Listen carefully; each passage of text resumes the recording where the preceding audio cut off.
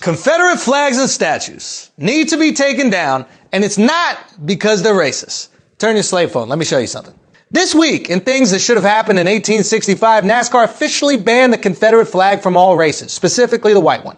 Bubba Wallace, NASCAR's only black driver and the first one to get pulled over during a race, said the flag doesn't belong here. He's right. It belongs on Candace Owens' lace front. Some people didn't take well to this news. The worst NASCAR driver of all time, Ray Ciccarelli, also known as the David Duke of Hazzard, officially retired, or shall we say surrendered, after the flag banning. In his statement, which looks like it was typed by Michael J. Fox, he complained that removing the flag catered to one group. Yeah, Americans.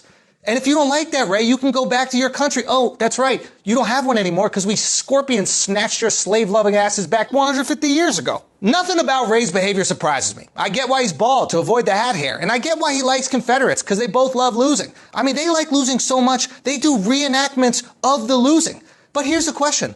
Why the fuck is the Confederate flag still around at all? The Confederacy is obviously hateful. The guy who made the flag even said so himself. But the hate isn't the reason it should come down. All the Confederate statues should come down because they're traitors. They tried to divide and conquer our country. Fuck them. Why are we honoring treason? These guys lost the war. Nathan Bedford Forrest, Confederate general and first Grand Wizard of the KKK, probably a coincidence, has stuff named after him everywhere. Forest high schools, forest streets, forest statues. That's why black people don't go camping. Forests haven't been welcoming to them. I mean, why do we have military bases named after these guys? Like, if your girl cheated on you and got the guy's name tattooed on her back, you'd be like, take that shit off, you treasonous slut. Fort Hood? That's too far, man.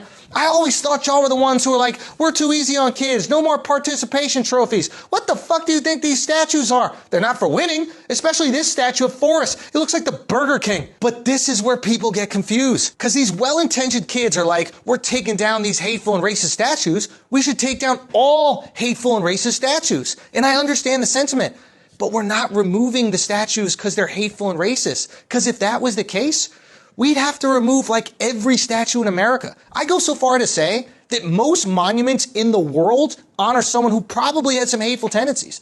The pyramids were built to honor pharaohs that were slave drivers. Gandhi called Africans savages. Einstein said the Chinese were filthy. JFK and MLK were cracking cheeks while their wives watched the kids. FDR locked up a bunch of Japanese people. Our founding fathers owned slaves and knew it was wrong. And your grandparents were probably racist. Are you going to take down their tombstones? No, you're not. But now people are getting crazy. They defaced a statue of a guy who tried to abolish slavery. And a Christopher Columbus statue was beheaded because it offended Native Americans. You know what else is offensive to Native Americans? America. Yeah. I don't think they're that happy when they see you driving on stolen land in your Jeep Cherokee. If we take down all the Columbus statues, we should be consistent and remove the District of Columbia. We should remove Columbus, Ohio, too. Matter of fact, we should do that anyway. It's a shithole. We gotta understand why the statues were built in the first place.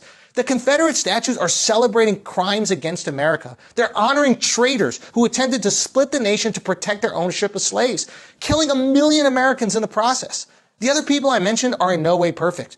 They're incredibly flawed, but their statues were not erected to celebrate their flaws, but rather to honor their contributions to society. Contributions we still admire to this day. That's why we got to keep that monument of George Washington's peace. It's easy to judge people in the past by our current moral standard, but if the standard is too high, no statue will ever exist. We're all hypocrites across the board. We want to take down the statues of people for their fucked up behavior, but yet we continue to support Nike and Apple. We all know sweatshops and slavery are wrong, but yet we're still wearing Jordans and maybe even watching this video on an iPhone made with cobalt mined by slaves. We like to condemn the evil system, but simultaneously reap the benefits. Just like the founding fathers. We're no better. Your iPhone should cost $10,000, but it doesn't because of exploitation. People are dying so you can watch porn on the toilet. We judge the people of the past, and the people in the future will judge us. Time turns everyone into a bigot, and you know what? That's good. That means society is getting better. Hopefully your grandkids look back on you and think, wow, my pappy allowed migrant workers to toil in the fields for little to no money and use a cell phone with slave cobalt and thought a gay tiger keeper drug lord was worth binge watching? What the fuck was wrong with him? So what do?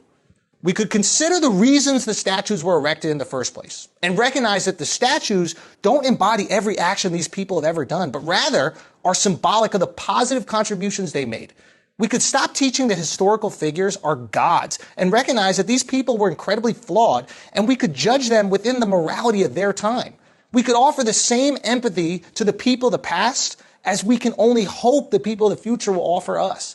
Or we can see ancient relics that have done little to help black people and maybe even cause brutality in the cities they govern and cover them with a kente cloth. Racism solved. Thanks, guys. Peace.